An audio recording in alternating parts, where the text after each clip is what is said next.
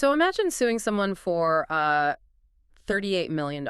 Right, which is a massive sum of money. Huge. And you're suing them because you claim they fundamentally lack ethical principles. Okay. But then secretly, you are actually trying to hire that exact same person to run your own company. It is, I mean, it's a fascinating paradox. It really is. Welcome to today's deep dive, everyone. Today we are looking at week 2 of Elon Musk versus OpenAI. And we want to bring you into this because the custody battle over the future of artificial intelligence has basically just turned into like a corporate espionage thriller at this point. Yeah, it completely shatters that clean binary narrative Yeah. of, a standard breach of contract dispute. Exactly. And just to set the stage for you, we are pulling this deep dive from a really detailed breakdown that was published by technologyreview.com on May 9th, 2026. And it's such a crucial source because people are naturally hyper-focused on the billionaire drama, right? Oh, of course. I mean, the personalities in that courtroom are undeniably larger than life. They are.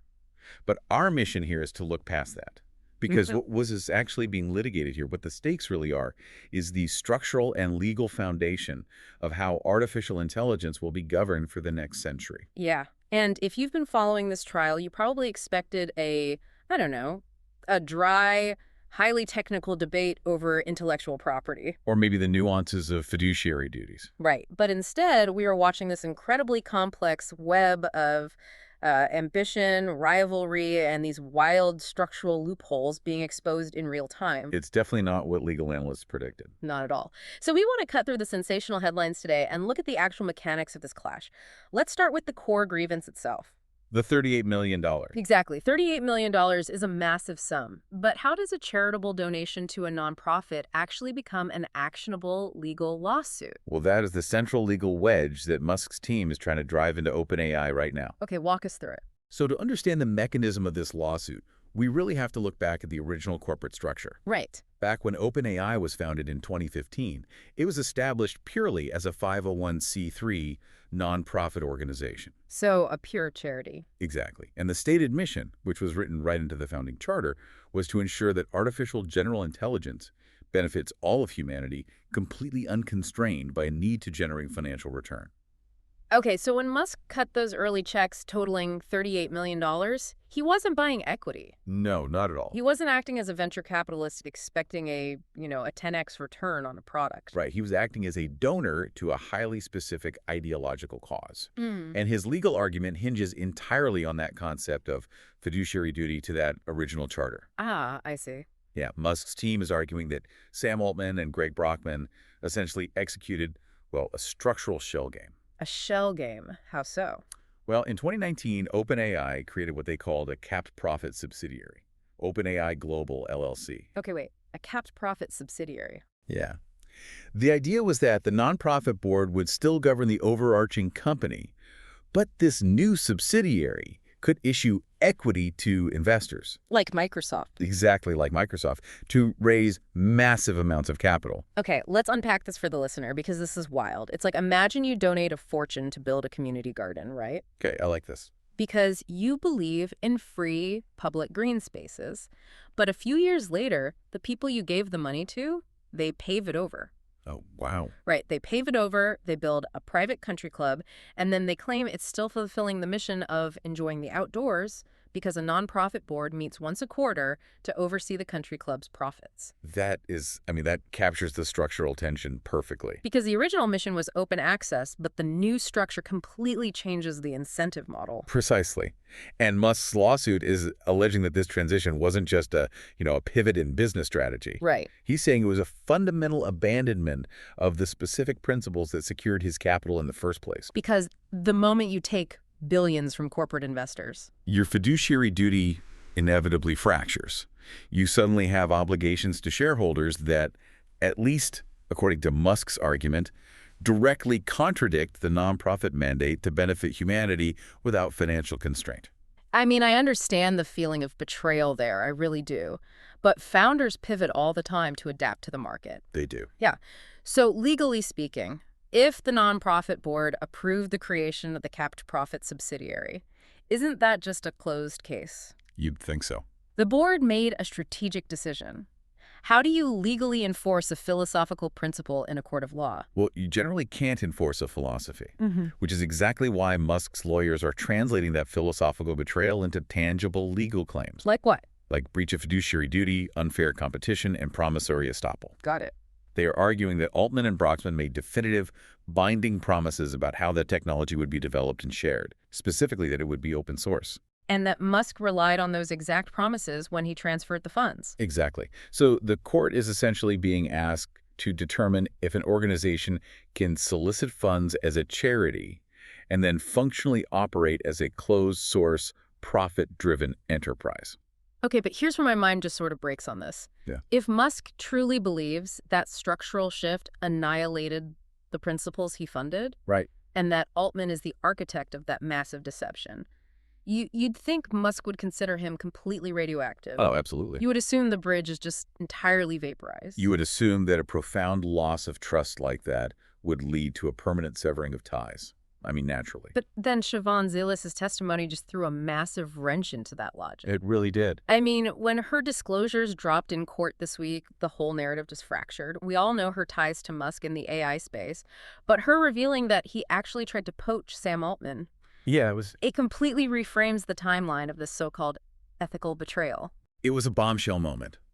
It fundamentally altered the complexion of the trial.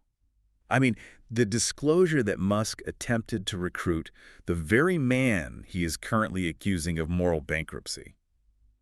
It introduces a deep layer of cognitive dissonance. I have to express my utter confusion at the strategy here. It's definitely confusing. He is spending millions of dollars in legal fees to stand in front of a judge and say, this man is a fundamentally deceptive operator who tricked me out of $38 million. Right. But behind the scenes, he was apparently sending back-channel messages saying, hey, come run my new AI lab. Yeah. Does this suggest that the lawsuit is just, I don't know, weaponized sour grapes?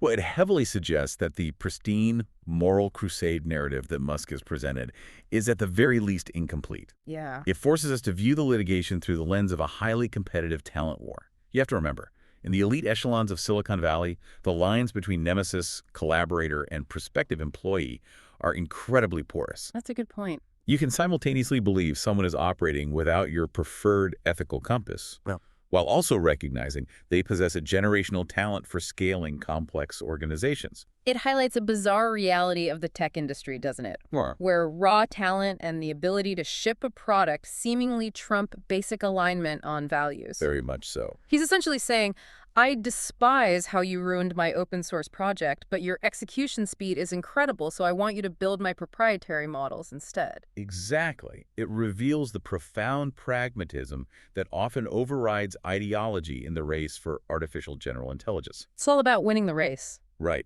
If your ultimate goal is to win the AI race, you need the architects who know how to build the systems. So how does this play out in court? Well, Zilia's revelation provides the defense with an incredibly powerful narrative weapon. I bet. They can now argue that Musk isn't suing to protect humanity from OpenAI.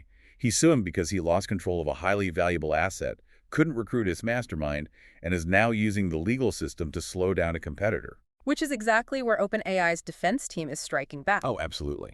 In week 2, they haven't just been playing defense, you know? They have been aggressively justifying their corporate evolution. Yeah, they are not apologizing for the capped profit subsidiary or the Microsoft partnership. Not at all. Not in the slightest. Their legal filings and courtroom strategy aggressively defend the pivot as an absolute necessity for survival. Survival. Yes, and this is where we need to examine the mechanics of their argument.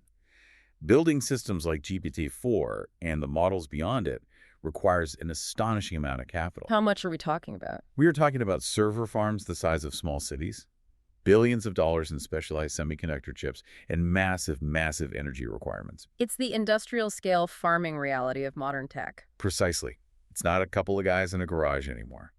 OpenAI's argument is that the original 501c pure nonprofit model was fundamentally incompatible with the physical reality of building artificial general intelligence. Because of the costs. Right. A nonprofit relying on philanthropic donations simply cannot raise the $10 to $20 billion required for that level of compute power. Okay, I hear that argument. But is it really a necessity, or was it just the fastest route to market dominance? That's the million-dollar question. Right. Like, could they have stayed a nonprofit, built smaller, safer, open source models, and just accepted that they wouldn't be a trillion-dollar company? Well, OpenAI's defense tackles that exact question head-on. They argue that failing to build AGI because you ran out of money is the ultimate failure of the original charter. Oh, interesting. In their view, if they had stubbornly clung to the pure nonprofit structure, they would have become completely irrelevant. And someone else would have done it. Exactly. A different, but potentially less safety-conscious organization would have won the race to AGI. Wow. Therefore, the creation of the capped profit subsidiary wasn't a betrayal of the mission to benefit humanity.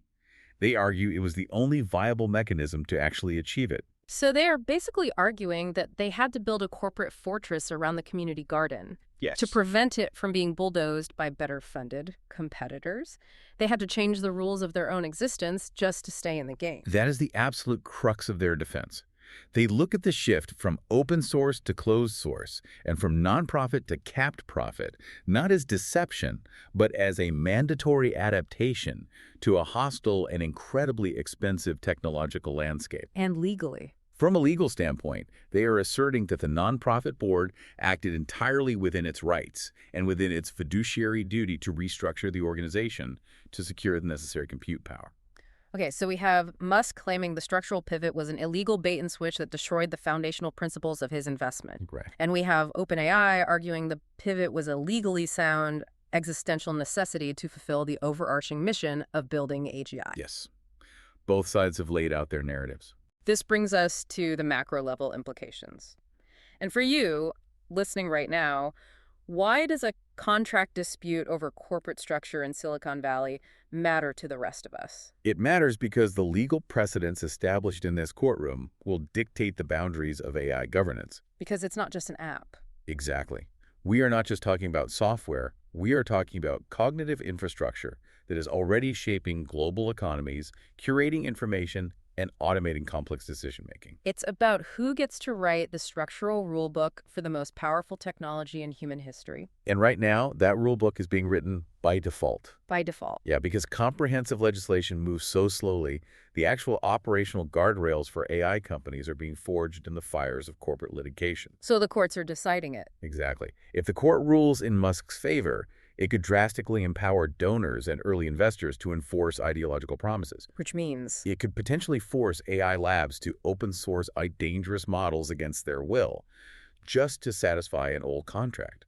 Oh, wow. Or conversely, if OpenAI wins... It essentially validates the capped profit loophole. Right. It signals to every tech startup that you can launch as a tax-exempt charity, gather immense public goodwill and philanthropic capital, and then seamlessly flip a switch to become a massive, profit-driven enterprise the moment the technology becomes viable. Exactly. It validates a precedent where the definition of benefiting humanity is legally flexible enough to encompass forming exclusive, multi-billion-dollar corporate partnerships. That's a huge loophole. The outcome will determine how bound these frontier labs are to their early promises of transparency and who holds them accountable when their technological capabilities outgrow their original corporate charters. It feels incredibly precarious to realize that the constitutional laws of artificial intelligence aren't being debated by global coalitions, ethicists, and citizens. No, they really aren't. They are essentially the byproduct of a bitter corporate divorce proceeding between former collaborators. We are relying on breach of contract disputes to accidentally figure out how to regulate algorithms that can, like, pass the bar exam. The historical parallel would be relying on two 19th century railroad tycoons suing each other over land rights. Right. To accidentally draft the regulatory framework for the entire modern transportation grid. It's crazy when you put it like that. The ripple effects are going to be massive. Yeah. When you interact with an advanced AI model in the coming years, the safety guardrails it possesses, the biases it checks, and the transparency of its training data may trace their lineage directly back to whether a judge decided Elon Musk's $38 million donation was an enforceable ideological contract. Or just a sunk cost in a pivoting startup. Exactly. Man, let's pull all of this together. We started with the specific mechanics of the grievance, right? The transition from a 501c charity to a capped profit subsidiary, and Musk's allegation that this shift legally violated the foundational principles of his $38 million investment. We then explored the profound complication introduced by Shivon Zilis, The twists. the twist. Her testimony that Musk simultaneously tried to recruit Sam Altman exposes the tangled web of Silicon Valley rivalries, Right. where the hunger for top-tier talent often aggressively contradicts claims of moral outrage. Yeah, that cognitive dissonance. And finally, we looked at OpenAI's uncompromising defense, the harsh reality that training frontier AI models requires billions of dollars in compute, forcing them to adopt a corporate structure capable of surviving an industrial-scale arms race. The critical takeaway here for everyone is to recognize that the technological landscape is not neutral. Not at all. The AI systems being deployed today are the direct products of these intense, high-stakes structural battles. The legal definitions of fiduciary duty, corporate adaptation, and ideological breach of contract are currently acting as the de facto regulatory framework for our future. Which leaves us with a truly bizarre reality to ponder as we wrap up this deep dive. Okay, what are you thinking? We are currently watching human lawyers argue over the ethical governance and structural alignment of artificial intelligence based on corporate law written decades ago, right? Right. But what happens in the near future when these AI models become advanced enough to read their own legal history? Oh, wow. When a multimodal, highly advanced system ingests these very court transcripts, how will it interpret its own origin story? That is wow. Will it analyze the data and conclude it was born from a noble, necessary adaptation to secure computing power? Or will it read the precedents and learn that in human systems, foundational principles are just strategic leverage waiting to be structurally bypassed? Now, that is a brilliant and honestly slightly unnerving question to leave hanging in the air. Keep questioning the infrastructure behind the tools you use, look past the billionaire headlines to the legal mechanics underneath, and most importantly, stay incredibly curious. We will catch you on the next deep dive.